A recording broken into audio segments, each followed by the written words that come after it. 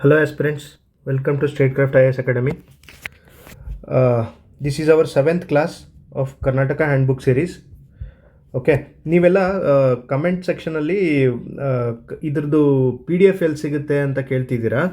PDF ಎಲ್ಲ ಏನು ಅಂದರೆ ನಮ್ಮ ಟೆಲಿಗ್ರಾಮ್ ಚಾನಲಲ್ಲಿ ಕ್ಲಾಸ್ ಆದಂಗೆ ಅಪ್ಲೋಡ್ ಮಾಡ್ತಾ ಇದ್ದೀವಿ. ಆಮೇಲೆ ಕೆಲವೊಬ್ಬರು ಫುಲ್ PDF ಕೇಳ್ತಾ ಇದ್ದೀರಾ.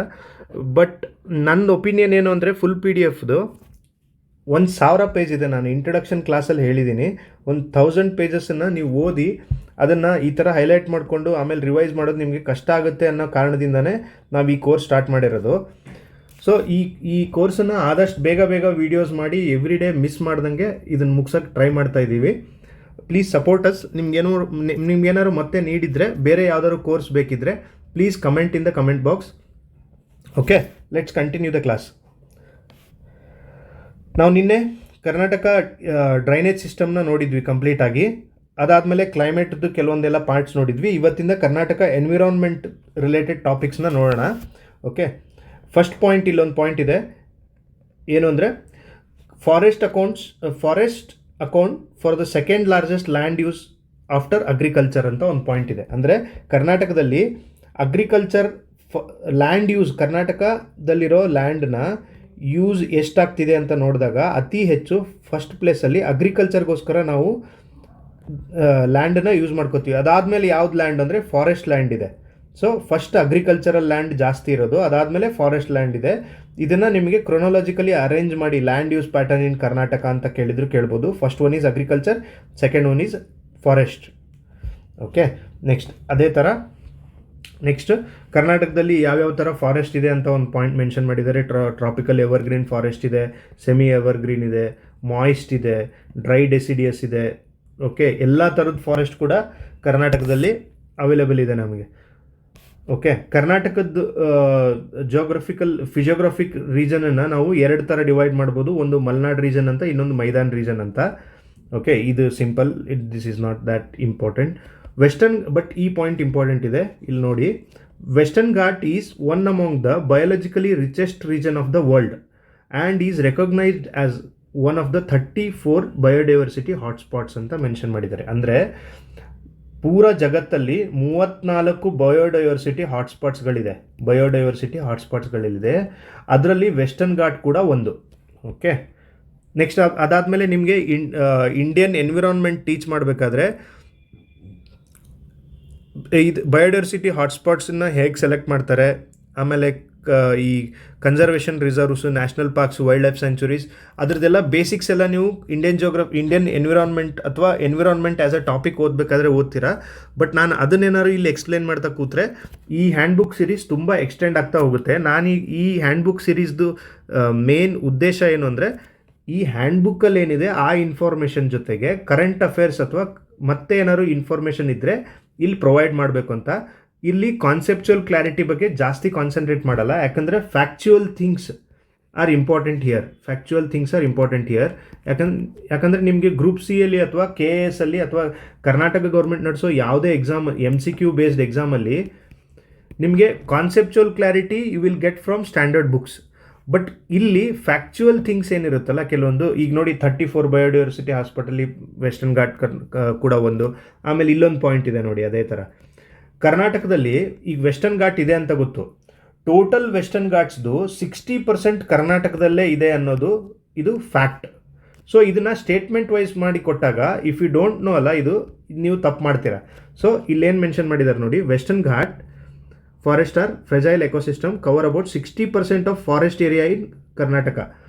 ಓಕೆ, ನೆಕ್ಸ್ಟ್ ಇದು ಬೇರೆ ಪಾಯಿಂಟ್ ಇದೆ. ಅದ್ರ ಜೊತೆಗೆ ಇನ್ನೊಂದೇನು ಅಂದರೆ ಟೋಟಲ್ ವೆಸ್ಟರ್ನ್ ಘಾಟ್ಸ್ದು 60% ಕರ್ನಾಟಕದಲ್ಲೇ ಇದೆ ಅನ್ನೋದೊಂದು ಫ್ಯಾಕ್ಟ್ ಇದೆ. ಓಕೆ, ನೆಕ್ಸ್ಟ್ ಅದೇ ಥರ 325 ಗ್ಲೋಬಲಿ ಥ್ರೆಟನ್ಡ್ ಸ್ಪೀಸೀಸ್ ಇದೆಯಲ್ಲ, ಅದು ಆ ಈ ಟೋಟಲ್ ಥ್ರೆಟನ್ಡ್ ಸ್ಪೀಸೀಸಲ್ಲಿ 325 ಸ್ಪೀಸೀಸ್ ವೆಸ್ಟರ್ನ್ ಘಾಟಲ್ಲಿದೆ. ಇದು ನಂಬರ್ ಇಂಪಾರ್ಟೆಂಟ್ ಅಲ್ಲ, ಬಟ್ ಈ ವೆಸ್ಟರ್ನ್ ಘಾಟ್ಸ್ದು ಇಂಪಾರ್ಟೆನ್ಸ್ ಹೇಳ್ತಾ ಇದ್ದಾರೆ ಅವರು. ಓಕೆ, ನೆಕ್ಸ್ಟ್ ಅದೇ ಥರ ಇಲ್ಲೊಂದು ಪಾಯಿಂಟ್ ಇದೆ, this is important. Frogs such as Ansonia ornate are known only from Brahmagiris and Naravi forest of Kudremukh national park ಅಂತ ಒಂದು ಪಾಯಿಂಟ್ ಇದೆ. ಇದು ನೋಡಿ, ಅನ್ಸೋನಿಯಾ ornate ಅಂದರೆ ಏನು, ಯಾವ ಸ್ಪೀಸೀಸ್ ಅಂತ ಕೇಳ್ಬೋದು. ಸೊ ಅನ್ಸೋನಿಯಾ ornate ಅನ್ನೋದು first of all frog species. ಆಮೇಲೆ ಇನ್ನೊಂದು ಪಾಯಿಂಟ್ ಏನಾಗುತ್ತೆ ಅಂದರೆ ಇದು ಎಲ್ಲಿ ಕಂಡು ಬರುತ್ತೆ ಅಂತ ಕೇಳ್ತಾರೆ. This is N endangered species which is present in Karnataka which is located in which place ಅಂತ ಕೇಳಿದಾಗ, ಯಾವ ಜಾಗದಲ್ಲಿ ಇದು ಕಂಡು ಬರುತ್ತೆ ಅಂತ ಕೇಳಿದಾಗ ಬ್ರಹ್ಮಗಿರಿ ಹಿಲ್ಸ್ ಬಗ್ಗೆ ನೀವು ಕೇಳಿರ್ತೀರ. ಬ್ರಹ್ಮಗಿರಿ ಹಿಲ್ಸ್ ಅಲ್ಲಿ ಕೊಡಗು ಜಿಲ್ಲೆಯಲ್ಲಿ ಬರುವಂಥ ಬ್ರಹ್ಮಗಿರಿ ಹಿಲ್ಲಲ್ಲಿ ಇದು ಕಂಡು ಬರುತ್ತೆ. ಅದ್ರ ಜೊತೆಗೆ ನರವಿ ಫಾರೆಸ್ಟ್ ಅಂತ ಒಂದಿದೆ ಕುದುರೆಮುಖ್ ನ್ಯಾಷನಲ್ ಪಾರ್ಕ್ ಹತ್ರ. ಸೊ ಇದೇನು ಮಾಡ್ತಾರೆ ಗೊತ್ತಾ, ಫಾರೆಸ್ಟ್ ಕೊಡ್ತಾರೆ, ಅದು ಯಾವ ನ್ಯಾಷನಲ್ ಪಾರ್ಕಲ್ಲಿ ಇದೆ ಅಂತ ಮ್ಯಾಚ್ ದ ಫಾಲೋಯಿಂಗಲ್ಲಿ ಕೇಳ್ತಾರೆ. ಸೊ ನರವಿ ಫಾರೆಸ್ಟ್ ಎಲ್ಲಿದೆ ಅನ್ನೋ ಇನ್ನೊಂದು ಕ್ವಶನ್ ಆಗ್ಬೋದು, Naravi forest of Kudremukh national park ಅಂತ. ಸೊ ಕೆಂಪು ಹೊಳೆ ಅನ್ನೋ ಒಂದು forest type in Hassan district is also hotspot for amphibians. So Kempu Hole ಅನ್ನೋ ಕೂಡ ಒಂದು ಜಾಗ ಇದು ಹಾಸನ್ ಡಿಸ್ಟಿಕಲ್ಲಿ ಬರುತ್ತೆ. ಅದು ಕೂಡ ಆಂಫಿಬಿಯನ್ಸ್ ಅಂದರೆ ಉಭಯವಾಸಿಗಳಿಗೆ, ಈ ಕಪ್ಪೆಗಳಂಥ ಉಭಯವಾಸಿಗಳಿಗೆ ಫೇಮಸ್ ಆದಂಥ ಜಾಗ ಇದು. ಸೊ ನಾವೀಗ 3 ಪಾಯಿಂಟ್ ನೋಡಿದ್ವಿ. ಒಂದು ಆನ್ಸೋನಿಯಾ ಬಗ್ಗೆ ನೋಡಿದ್ವಿ, ಇನ್ನೊಂದು ಬ್ರಹ್ಮಗಿರಿಯಲ್ಲಿ ಕಂಡು ಬರುತ್ತೆ ಇದಂತ ನೋಡಿದ್ವಿ, ಆಮೇಲೆ ನರವಿ ಫಾರೆಸ್ಟ್ ಎಲ್ಲಿದೆ, ಕುದುರೆಮುಖದಲ್ಲಿದೆ ಅಂತ ನೋಡಿದ್ವಿ, ಆಮೇಲೆ ಕೆಂಪು ಹೊಳೆ ಅನ್ನೋ ಜಾಗದಲ್ಲೂ ಕೂಡ ಆಂಫಿಬಿಯನ್ಸ್ ಕಂಡು ಬರುತ್ತೆ ಕರ್ನಾಟಕದಲ್ಲಿ ಅಂತನೋ ಪಾಯಿಂಟ್ ನೋಡಿದ್ವಿ. Next one is orchids. Okay, orchids ಇದ್ರ ಬಗ್ಗೆ ಗೊತ್ತಿರುತ್ತೆ ನಿಮಗೆ. ನೆಕ್ಸ್ಟ್ ಇದು ಎಪಿಫೈಟ್ ಅಂತ ಮೆನ್ಷನ್ ಮಾಡಿದ್ದಾರೆ. ಎಪಿಫೈಟ್ ಅಂದರೆ ನಿಮ್ಗೆ ಗೊತ್ತಿರುತ್ತೆ, ಅಂದರೆ ಒಂದು ಮರ ಇರುತ್ತೆ, ಆ ಮರದ ಮೇಲೆ ಬೆಳೆಯುವಂಥ ಗಿಡಗಳಿಗೆ ಎಪಿಫೈಟ್ಸ್ ಅಂತ ಕರೀತಾರೆ. ಆರ್ಕಿಡ್ಸ್ ಅಂದರೆ ಇದು ಬ್ಯೂಟಿಫುಲ್ ಆಗಿರುವಂಥ ಅಥವಾ ಡಿಸೈನ್ ಆಗಿರುವಂಥ ಹೂವುಗಳ ತಳಿ ಥರ ಇರುತ್ತೆ ಇದು orchids. It is also a type of plant. Okay, next Karnataka has 176 species of orchids from ಇದೆಲ್ಲ ಪಾಯಿಂಟ್ಸ್ ಬೇಡ. Okay, hotspots of orchids western ghat Karnataka include. ಇಲ್ಲೊಂದು ಪಾಯಿಂಟ್ ಇದೆ, ತಡಿಯಂಡ ಮಾಲ್ ಆಫ್ ಇನ್ ಕೊಡಗು ಅಂತ ಪಾಯಿಂಟ್ ಇದೆ. ನಾನು ಆಗಲೇ ಹೇಳಿದ್ನಲ್ಲ, ಡಿಫ್ರೆಂಟ್ ಫಾರೆಸ್ಟ್ ಒಂದು ಸೈಡ್ ಮೆನ್ಷನ್ ಮಾಡ್ತಾರೆ, ಅದು ಯಾವ ಡಿಸ್ಟಿಕಲ್ಲಿದೆ ಅಂತಾದರೂ ಕೊಡ್ತಾರೆ, ಅಥವಾ ಯಾವ ನ್ಯಾಷನಲ್ ಪಾರ್ಕಲ್ಲಿದೆ ಅಂತಾದರೂ ಕ್ವಶನ್ ಕೇಳ್ಬೋದು. ಸೊ ಮ್ಯಾಚ್ ದ ಫಾಲೋಯಿಂಗಲ್ಲಿ ಈ ಥರದ ಪಾಯಿಂಟ್ಸ್ ಎಲ್ಲ ಇಂಪಾರ್ಟೆಂಟ್. ಸೊ ತಡಿಯಂಡ ಮಾಲ್ ಅನ್ನೋ ಒಂದು ಜಾಗ ಯಾವುದು ಎಲ್ಲಿದೆ ಅಂದರೆ ಕೊಡಗುದಲ್ಲಿದೆ. ಸೊ ನಾವು ಮೇಲೆ ನೋಡಿದ್ವಿ ಬ್ರಹ್ಮಗಿರಿ ಹಿಲ್ಸ್ ಎಲ್ಲಿದೆ, ಕೊಡಗುದಲ್ಲಿದೆ. ಅದೇ ಥರ ನರವಿ ಫಾರೆಸ್ಟ್ ಎಲ್ಲಿದೆ, ಕುದುರೆಮುಖ ನ್ಯಾಷನಲ್ ಪಾರ್ಕಲ್ಲಿದೆ. ಸೊ ಕೆಂಪು ಹೊಳೆ ಅನ್ನೋ ಜಾಗ ಹಾಸನ್ ಡಿಸ್ಟಿಕಲ್ಲಿದೆ. Okay, next Baba Budangiri as you all know ಚಿಕ್ಕಮಗಳೂರಲ್ಲಿದೆ. ನೆಕ್ಸ್ಟ್ ದಾಂಡೇಲಿ ಉತ್ತರ ಕನ್ನಡ ಡಿಸ್ಟಿಕಲ್ಲಿದೆ. ನೆಕ್ಸ್ಟ್ ದ ಎಂಡೇಂಜರ್ಡ್, ಈ ಪಾಯಿಂಟ್ ನೋಡಿ, ಇದು KASದು ಪ್ರೀವಿಯಸ್ ಇಯರ್ ಕ್ವಶನ್ ಕೂಡ. ಆಮೇಲೆ UPSCಲಿ ಕೂಡ ಈ ಕ್ವಶನ್ ಆಗಿದೆ. UPSC IAS ಸಿವಿಲ್ ಸರ್ವಿಸ್ ಎಕ್ಸಾಮಲ್ಲಿ ಕೂಡ ಈ ಕ್ವಶನ್ ಆಗಿದೆ. ಏನು, the endangered orangutans free tailed bat ಅಂತ, ಇದೊಂದು ಟೈಪ್ ಆಫ್ ಬಾವಲಿ ಬ್ಯಾಟ್ ಟೈಪ್ ಇದು. ಓಕೆ, ಇದು ಸರ್ವೈವ್ಸ್ ಇನ್ ಬ್ಯಾರಾಪಿಡ್ ಕೇವ್. ಇದೊಂದು ಗುಹೆ ಇದೆ ಇಲ್ಲಿ, ಬ್ಯಾರಾಪಿಡ್ ಕೇವ್ ಅಂತ, Barapede cave located between Krishnapura and ಇದೆಲ್ಲ ಏನು ಬೇಡ ನಿಮಗೆ. ಈ ಕೇವ್ ಎಲ್ಲಿದೆ ಅಂದರೆ ಭೀಮ್ಗಢ್ ವೈಲ್ಡ್ ಲೈಫ್ ಸ್ಯಾಂಚುರಿಲಿದೆ. ಈ Bhimgad wild life sanctuary Khanapura, Belagavi ಜಿಲ್ಲೆ ಖಾನಾಪುರದಲ್ಲಿ ಈ ಭೀಮ್ಗಢ್ ವೈಲ್ಡ್ ಲೈಫ್ ಸ್ಯಾಂಚುರಿ ಇದೆ. ಈ ಭೀಮ್ಗಢ್ ವೈಲ್ಡ್ ಲೈಫ್ ಸ್ಯಾಂಚುರಿಯಲ್ಲಿ ಇದೊಂದು ಗುಹೆ ಇದೆ, ಬ್ಯಾರಾಪಿಡ್ ಗುಹೆ ಅಂತ. ಅದರಲ್ಲಿ ಕಂಡು ಬರುವಂಥ ಇದು ಬಾವಲಿ ಏನಿದೆಯಲ್ಲ, ಇದು ಇಡೀ ಜಗತ್ತಿನಲ್ಲೇ ಇದು ಒಂದೇ ಜಾಗದಲ್ಲಿ ಕಂಡು ಬರುತ್ತೆ ಅನ್ನೋದು ಪಾಯಿಂಟ್ ಇದೆ. ಇದು that's why this is very very important. Okay, free tailed bat ಇದು, ಬ್ಯಾರಾಪಿಡ್ ಕೇವ್, ಭೀಮ್ಗಢ್ ವೈಲ್ಡ್ ಲೈಫ್ ಸ್ಯಾಂಚುರಿ, ಈ ಮೂರನ್ನ ನೆನ್ಪಿಟ್ಕೊಳ್ಳಿ. ನೆಕ್ಸ್ಟ್ ಅದೇ ಥರ ಇಲ್ಲೊಂದು ಫಾರೆಸ್ಟ್ ಟೈಪ್ ಇದೆ, dry deciduous forest of Devarayanadurga forest ಎಲ್ಲಿ ಬರುತ್ತೆ ಅಂದರೆ Devarayanadurga forest is in Tumakuru. ನೀವು ಈ ಥರ ಪಾಯಿಂಟ್ಸನ್ನ ನೀವು ಈ PDF ಮೇಲೆ ಮಾತ್ರ ರಿಲೈ ಆಗದೆ, you also prepare your own notes. ನೀವು ಕ್ಲಾಸ್ ಕೇಳ್ತಾ ನೀವು ಪಾಯಿಂಟ್ಸ್ ವೈಸ್ ನೋಟ್ಸ್ ಬರ್ಕೊಳ್ತಾ ಹೋದಾಗ ರಿವಿಷನ್ ಮಾಡೋಕ್ಕೆ ನಿಮ್ಗೆ ಈಸಿ ಆಗುತ್ತೆ. ಸೊ ದೇವರಾಯನದುರ್ಗ ಫಾರೆಸ್ಟ್ ಎಲ್ಲಿ ಕಂಡು ಬರುತ್ತೆ ಅಂದರೆ ತುಮಕೂರು ಜಿಲ್ಲೆಯಲ್ಲಿದೆ. ಓಕೆ, ನೆಕ್ಸ್ಟ್ ಅದೇ ಥರ ಇಲ್ಲೊಂದು ಫಾರೆಸ್ಟ್ ಇದೆ ನೋಡಿ, ಕರಿಕಣ್ಣಮನ್ ಫಾರೆಸ್ಟ್ ಅಂತ. ನಾನು ಪ್ರೊನೌನ್ಸಿಯೇಷನಲ್ಲಿ ಏನಾದ್ರು ತಪ್ಪಾದರೆ ಪ್ಲೀಸ್ ಬಿ ಸಾರಿ, ಯಾಕೆಂದರೆ ಅದು ಕೆಲವೊಂದು ಲೋಕಲ್ ನೇಮ್ಸ್ ಪ್ರೊನೌನ್ಸಿಯೇಷನ್ ನಮಗೆ ಗೊತ್ತಾಗದೇ ಇರೋ ಥರ ಇರುತ್ತೆ. ಓಕೆ, ಇದು ಹೊನ್ನಾವರ ತಾಲೂಕಲ್ಲಿರುತ್ತೆ. This is also sacred grove. Okay, next Yana ಬಗ್ಗೆ ಕೇಳಿರ್ತೀರ ನೀವು. ರಾಕ್ ಇದು ಏನು ನಿಮಗೆ rock type of wall structures ಇದೆ ಯಾಣದಲ್ಲಿ. ಇದು ಜಿಯೋಲಾಜಿಕಲ್ ಇಂಡಿಕೇಶನ್ ಟ್ಯಾಗ್ ಇದೆ ಇದಕ್ಕೆ. ಇದ್ರ ಬಗ್ಗೆ ನಾನು ಡೀಟೇಲಾಗಿ ಎಕ್ಸ್ಪ್ಲೈನ್ ಮಾಡ್ತೀನಿ ಒಂದ್ಸರಿ. ಕರ್ನಾಟಕದಲ್ಲಿರೋ ಜಿಯೋಲಾಜಿಕಲ್ ಇಂಡಿಕೇಶನ್ ಟ್ಯಾಗ್ ಇರುವಂಥ ಯಾವ್ಯಾವ ಪ್ಲೇಸ್ ಇದೆ ಅಂತ. ಫಾರ್ ಎಕ್ಸಾಂಪಲ್ ನಿಮಗೆ ಲಾಲ್ಬಾಗಲ್ಲಿರುವಂಥ ಬಂಡೆಗಳಿರ್ಬೋದು, ಯಾಣ. ಓಕೆ, ಅದೇ ಥರ ಬೇರೆ ಬೇರೆ ಪ್ಲೇಸಸ್ ಜಿಯೋಲಾಜಿಕಲಿ ಇಂಪಾರ್ಟೆಂಟ್ ಆದಂಥ ಪ್ಲೇಸಸ್ ಇದೆ. ಆ ಜಿಯೋಲಾಜಿಕಲಿ ಇಂಪಾರ್ಟೆಂಟ್ ಪ್ಲೇಸಸ್ನೆಲ್ಲ ಒಂದು ಕ್ಲಾಸಲ್ಲಿ ಮೆನ್ಷನ್ ಮಾಡ್ತೀನಿ. ಓಕೆ, ನೆಕ್ಸ್ಟ್ ಇದು ನಿಮಗೆ ಯಾಣ ಕುಮಟಾ ತಾಲೂಕಲ್ಲಿದೆ. ಇದೆಲ್ಲಿದೆ? ಉತ್ತರ ಕನ್ನಡ ಡಿಸ್ಟಿಕಲ್ಲಿದೆ. ನೆಕ್ಸ್ಟ್ ಅದೇ ಥರ ಇಲ್ಲೊಂದು ಫಾರೆಸ್ಟ್ ಮೆನ್ಷನ್ ಮಾಡಿದ್ದಾರೆ. ಇಲ್ಲಿ importance of refugee endemic palm species. ಈಗ ಪಾಮ್ ಆಯಿಲ್ ಬಗ್ಗೆ ಕೇಳಿರ್ತೀರಲ್ಲ ನೀವು, ಅದೇ ಥರ ಇಲ್ಲೊಂದು ಪಾಮ್ ಇದೆ. ಇದು ಅಂಬ್ರೆಲಾ ಅಂತ ನೆನ್ಪಿಟ್ಕೊಳ್ಳಿ. ಅಂಬ್ರೆಲಾ ಪಾಮ್ ಎಲ್ಲಿ ಕಂಡು ಬರುತ್ತೆ ಅಂದರೆ ಇದು ಈ ಫಾರೆಸ್ಟಲ್ಲಿ, ಉತ್ತರ ಕನ್ನಡ ಫಾರೆಸ್ಟಲ್ಲಿ ಕಂಡು ಬರುತ್ತೆ ಅನ್ನೋ ಪಾಯಿಂಟ್ ನೆನ್ಪಿಟ್ಕೊಳ್ಳಿ. ಓಕೆ, ಇದೊಂದು ಸ್ವಲ್ಪ ಫ್ಯಾಕ್ಚುಯಲ್ ಇದೆ, ಐ ನೋ, ಬಟ್ ನಮಗೆ ಬೇರೆ ದಾರಿ ಇಲ್ಲ.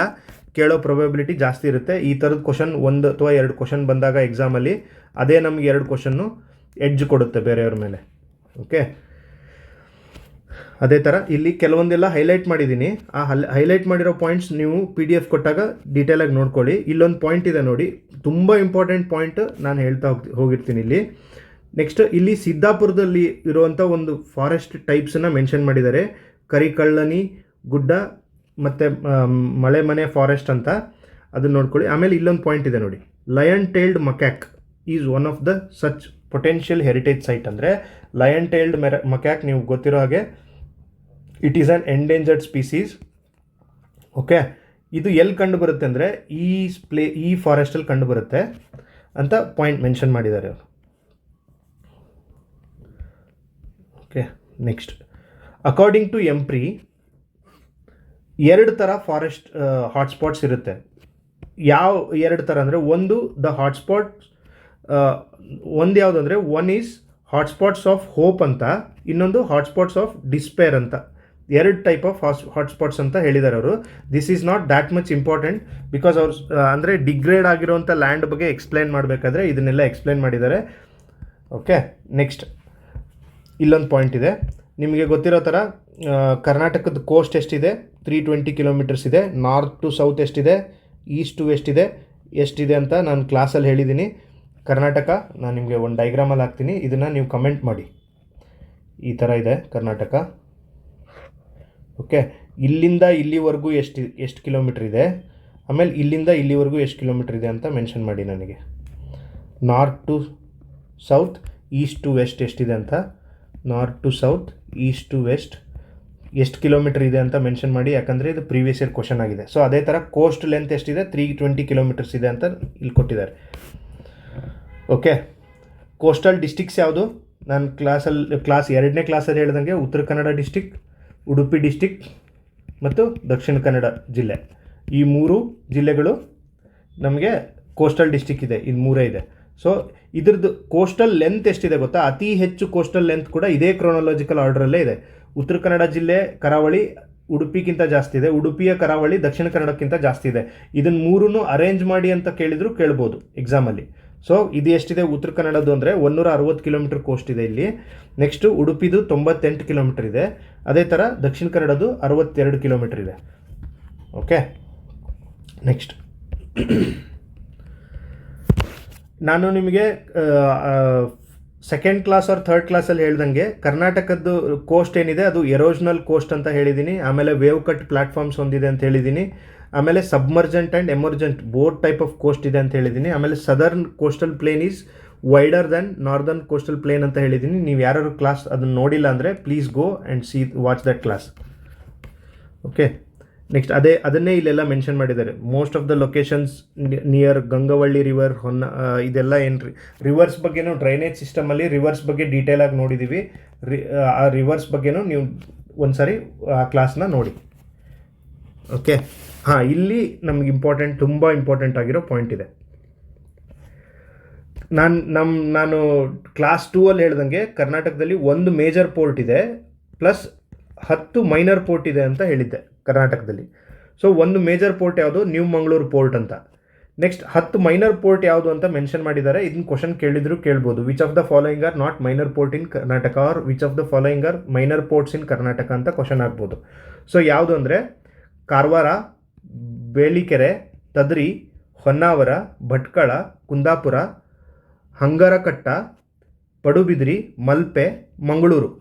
ಮಂಗಳೂರು ಬೀಚ್ ಏನಿದೆಯಲ್ಲ ಇದು ನ್ಯೂ ಮಂಗಳೂರು ಪೋರ್ಟ್ ಅಲ್ಲ. ಇದು ಮಂಗಳೂರು ಒಂದು ಪೋರ್ಟು, ಅದಕ್ಕೆ ಪೆಣಂಬೂರ್ ಪೋರ್ಟ್ ಅಂತಲೂ ಕರೀತಾರೆ. ಸೊ ಅದು ಬೇರೆ. Mangaluru port is also minor port, but New Mangaluru port is a major port. Okay, so 10 minor ಪೋರ್ಟ್ಗಳ ಬಗ್ಗೆ ನಿಮಗೆ ಫಿಂಗರ್ ಟಿಪ್ಪಲ್ಲಿ ಇರಬೇಕು. First one is Karwar. Karwar port ಒಂದಿದ್ರೆ, ಇನ್ನೊಂದು ಸೀ ಬರ್ಡ್ ನೌಕಾನಾಲೆ ಅಂತ ಒಂದಿದೆ ಅಲ್ಲಿ. So INS Vikram dockyard ಇದೆ ಅಲ್ಲಿ. ಸೊ ಸೀ ಬರ್ಡ್ ನೌಕಾನಾಲೆ ಎಲ್ಲಿದೆ ಅಂತ ಕೇಳಿದ್ರೆ ಓಕೆ ಅದು ಕಾರವಾರ. ನೆಕ್ಸ್ಟ್ ಅದಾದಮೇಲೆ ಬೇಲಿಕೆರೆ ಅನ್ನೋ ಒಂದು ಬಂದರಿದೆ. ಬೇಲಿಕೆರೆ ಹಗರಣದ ಬಗ್ಗೆ ನಿಮಗೆ ರೀಸೆಂಟಾಗಿರೋ ಕರೆಂಟ್ ಅಫೇರ್ಸ್ ಬಗ್ಗೆ ಇದ್ರ ಬಗ್ಗೆ ಓದಿರ್ತೀರಾ. So Belikeri is important. Belikeri related ಇನ್ನೊಂದು ಕರೆಂಟ್ ಅಫೇರ್ಸ್ ಏನು ಅಂದರೆ, ಬೇಲಿಕೆರೆ ಬೀಚ್ ಏನು ಕೋಸ್ಟ್ ಇದೆಯಲ್ಲ ಪೋರ್ಟು, ಅದು ಸಾಗರಮಾಲಾ ಪ್ರಾಜೆಕ್ಟ್, ಇಂಡಿಯಾದ್ದು ಸಾಗರಮಾಲಾ ಪ್ರಾಜೆಕ್ಟಿಗೆ ಸೆಲೆಕ್ಟ್ ಆಗಿದೆ. ನೆಕ್ಸ್ಟ್ ಅದೇ ಥರ ತದ್ರಿ ಅನ್ನೋ ಒಂದು port minor port, Honnavar port is also minor port, Bhatkal port, Kundapura port, next Hangarkatta, Padubidri ಮತ್ತು ಮಲ್ಪೆ. ಆಮೇಲೆ ಇನ್ನೊಂದು ಇಂಪಾರ್ಟೆಂಟ್ ಪಾಯಿಂಟ್ ಏನಿದೆ ಅಂದರೆ ಬ್ಲೂ ಫ್ಲ್ಯಾಗ್ ಸರ್ಟಿಫಿಕೇಷನ್ ಅಂತ ಇದೆ.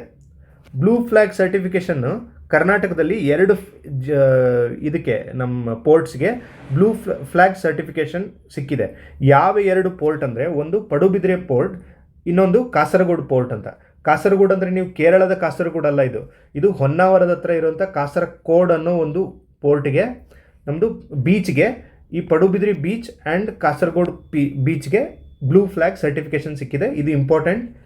This might be asked in the exam.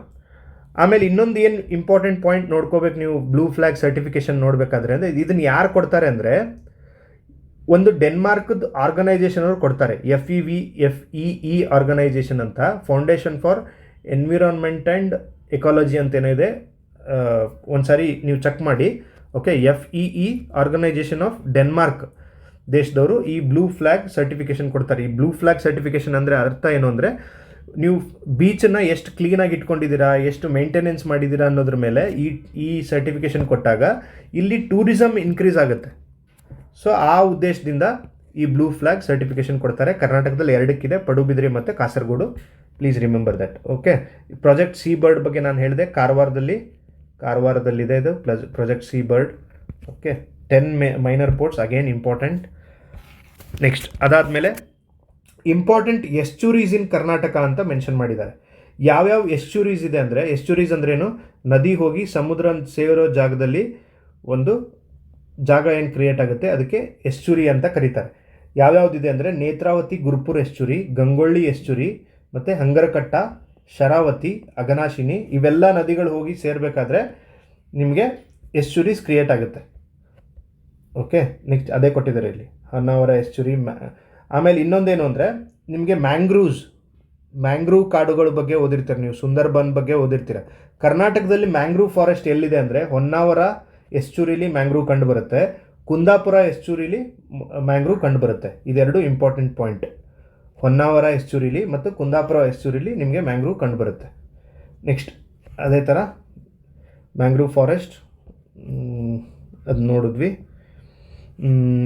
Unplanned mass tourism ಬಗ್ಗೆ ಕೆಲವೊಂದು ನೆಗೆಟಿವ್ಸ್ ಆಫ್ ಟೂರಿಸಮ್ ಬಗ್ಗೆ ಕೊಟ್ಟಿದ್ದಾರೆ. ಕೆಲವೊಂದೆಲ್ಲ ಟೂರಿಸಮಿಂದ ಹಾಳಾಗ್ತಿದೆ ಅಂತೇಳಿ. ಆಮೇಲೆ ಇನ್ನೊಂದು ಫ್ಯೂಚರ್ ಪೊಟೆನ್ಷಿಯಲ್ ಆಫ್ ಕರ್ನಾಟಕ ಬಗ್ಗೆ ಮೆನ್ಷನ್ ಮಾಡಿದ್ದಾರೆ. ಇದು KAS ಮೇನ್ಸಲ್ಲಿ ಈ ಸಾರಿ ಕ್ವಶನ್ ಕೇಳಿದರು. KAS ಮೇನ್ಸಲ್ಲಿ potential of tourism industry in Karnataka ಅಂತ. So that type it is important. Okay, ಇಲ್ಲೊಂದು ಪಾಯಿಂಟ್ ಇದೆ. Karnataka accounts for about 6% of India's surface water. ಇದನ್ನು ನಾವು ಡ್ರೈನೇಜ್ ಸಿಸ್ಟಮ್ ಡಿಸ್ಕಸ್ ಮಾಡಿದ್ವಿ. 6% of India's drainage surface water ಏನಿದೆ ಕರ್ನಾಟಕದಲ್ಲಿ ಅವೈಲೇಬಲ್ ಇದೆ. ಆದರೆ ಕರ್ನಾಟಕದಲ್ಲಿ 60% ವಾಟರ್ ಏನಿದೆಯಲ್ಲ ಇದು ವೆಸ್ಟರ್ನ್ ಘಾಟಲ್ಲಿ ಹುಟ್ಟುವಂಥ ವೆಸ್ಟರ್ನ್ ಫ್ಲೋಯಿಂಗ್ ರಿವರಿಂದ ಮಾತ್ರ ಈ 60% ಕಾಂಟ್ರಿಬ್ಯೂಷನ್ ಇದೆ ಕರ್ನಾಟಕಕ್ಕೆ ಅಂತ ಪಾಯಿಂಟ್ ನೋಡಿದ್ವಿ. ನಾವು ಡೀಟೇಲಾಗಿ ಡಿಸ್ಕಸ್ ಕೂಡ ಮಾಡಿದ್ದೀವಿ. ಓಕೆ, ನೆಕ್ಸ್ಟ್ ಇದೆಲ್ಲ ಏನು ಅಂತ ಇಂಪಾರ್ಟೆಂಟ್ ಪಾಯಿಂಟ್ಸ್ ಇಲ್ಲ. So that that's why I am skipping these pages. Next ಇಲ್ಲೊಂದು ಪಾಯಿಂಟ್ ಇದೆ. ಕರ್ನಾಟಕ ಎರಡನೇ ಅತಿ ಹೆಚ್ಚು ಡ್ರಾಟ್ ಅಂದರೆ ಬರ ಹೊಂದಿರುವಂಥ ಸ್ಟೇಟ್ ಇದು ಕರ್ನಾಟಕ. ಫಸ್ಟ್ ಯಾವುದು ಅಂದರೆ ರಾಜಸ್ಥಾನ್, ಸೆಕೆಂಡ್ ಯಾವುದು ಕರ್ನಾಟಕ. ಇದು ಎಕನಾಮಿಕ್ ಸರ್ವೇಲ್ ಕೂಡ ಮೆನ್ಷನ್ ಮಾಡಿದ್ದಾರೆ, ಕರ್ನಾಟಕ ಹ್ಯಾಂಡ್ಬುಕ್ಕಲ್ಲಿ ಕೂಡ ಮೆನ್ಷನ್ ಮಾಡಿದ್ದಾರೆ. So that's why it is important. 80% of geographical area in state prone to drought ಅಂದರೆ ಕರ್ನಾಟಕದ 80% ಲ್ಯಾಂಡ್ ಏನಿದೆಯಲ್ಲ ಅದು ಬರ ಬರುವಂಥ ಪ್ರೊಬ್ಯಾಬಿಲಿಟಿ ಅಲ್ಲಿ ಜಾಸ್ತಿ ಇದೆ ಅಂತ ಅರ್ಥ.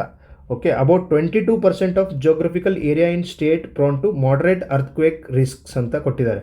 ಸೊ ಕರ್ನಾಟಕದಲ್ಲಿ 22% ಲ್ಯಾಂಡ್ ಏನಿದೆ ಇದು ಇಲ್ಲಿ ಅರ್ಥ್ಕ್ವೇಕ್ ಆಗುವಂಥ ಪ್ರೊಬ್ಯಾಬಿಲಿಟಿ ಜಾಸ್ತಿ ಇದೆ ಅಂತ.